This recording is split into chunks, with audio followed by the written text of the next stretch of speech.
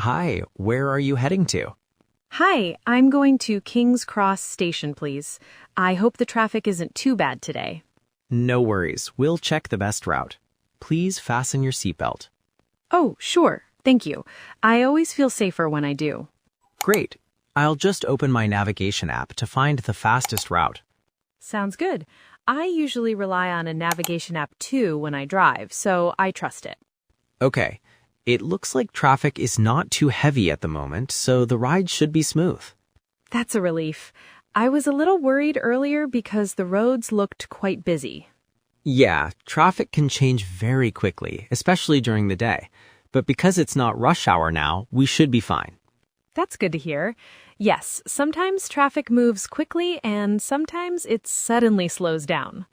According to the app, the main road is the fastest route right now. Would you like me to take it? Oh, sure. I don't mind taking the main road. I just want to reach my destination on time. Perfect. The trip should take about 20 minutes, though it might be a bit longer if traffic builds up. That's okay. I left home a little early, so I have enough time. That's always a smart choice. It makes the journey less stressful. Absolutely. I much prefer a calm ride without rushing. By the way, are you taking a train from the station today? Yes, I am. I'm traveling to another city to visit a friend for a short trip. I'm really looking forward to it. That sounds nice. Is it a long journey by train?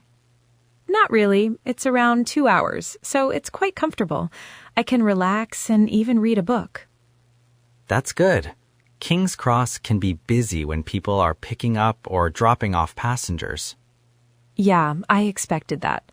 I think I'll probably arrive a bit early and wait inside the station. That's a great idea. There are several cafes inside the station, so you can grab a coffee or a snack. Oh yes, I like to grab a coffee before boarding the train. It helps me wake up a little. If the car feels too warm or too cold, just let me know and I'll adjust it for you. Thanks. The temperature feels perfect right now. Glad to hear that. I drive this route almost every day, so I know where traffic usually slows down. That's reassuring. It makes me feel more confident about the ride. By the way, how much is the fare? According to the app, the fare should be around £15. That sounds all right for this distance. The final fare may change slightly if traffic gets heavier, but it shouldn't be much different. That's okay. I understand how taxi fares work. When we arrive, you can pay by card or by cash. The card machine is right here. I'll pay by card, please. It's easier for me than carrying cash. No problem at all. Thanks. I really appreciate that. We're moving along nicely, so we're making good time. Yes, I can tell. The ride has been very smooth so far. Do you live close to the station, or is it usually a long ride for you? Not very close, but it's about 15 minutes by car on a normal day. That's actually quite convenient for a station like this. Yes, I think so too. Thank you, sir. If possible, I'd like to get off here. Okay, we're almost there now. I'll slow down and stop just ahead. I can see the station. This drop-off point looks perfect. All right, I'll stop here. Perfect. Thank you very much. Have a safe and pleasant trip. Thank you. Have a nice day. All right, everyone. Welcome back, and we really hope you enjoyed that taxi conversation. Exactly. And while you were listening, you probably noticed that the conversation wasn't complicated, but it sounded natural and relaxed, which is exactly what we want for real communication. So now we want to take a moment and look more carefully at the language, because this conversation included several core verbs that you really need when you take a taxi. Yes, and the first thing to remember is that in everyday English, we say take a taxi because this verb is used for transport in general, like take a bus or take a train, and not use a taxi. For example, you could say, I usually take a taxi when I'm running late because it saves time and makes the journey less stressful. Now, once you take a taxi and the car arrives, the next natural action is that you get in. And we say get in the taxi because it's a car and not a form of public transport like a bus. That's a very important point because many learners say get on, although in natural English we only use get on for buses, trains, or planes. So you might hear a native speaker say, I got in the taxi, fastened my seatbelt, and then told the driver where I was going.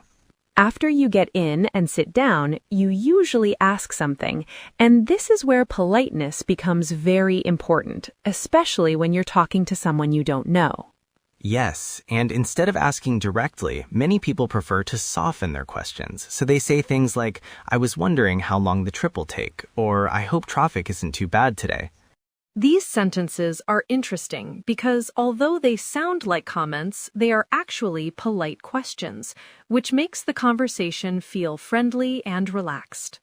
Then, while the driver is driving and checking the navigation app, you might hear the driver say that the trip will take a certain amount of time, which is another very common use of the verb take.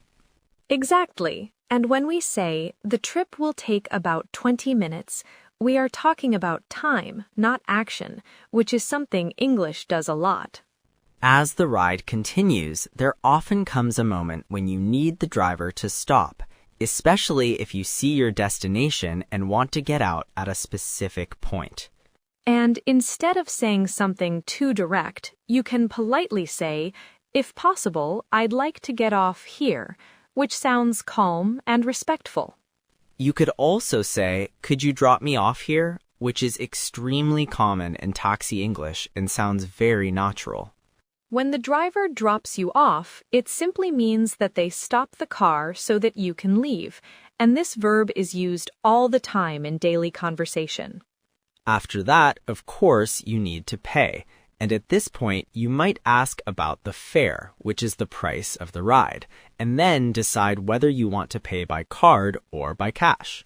So if we look back at the whole conversation as one complete experience, we can clearly see the natural order, because you take a taxi, you get in, you ask politely, the trip takes some time, you stop, you get off, the driver drops you off, and finally you pay. And this is exactly why learning English through real conversations works so well. Because when you understand how these verbs connect to each other, your English starts to sound smooth and confident instead of broken or unnatural. In the next part, we're going to continue with this same conversation, but we'll focus more on tone and small reactions so that you not only say the right words, but also sound calm, friendly, and natural while you speak. So stay with us because this is where real English really comes together.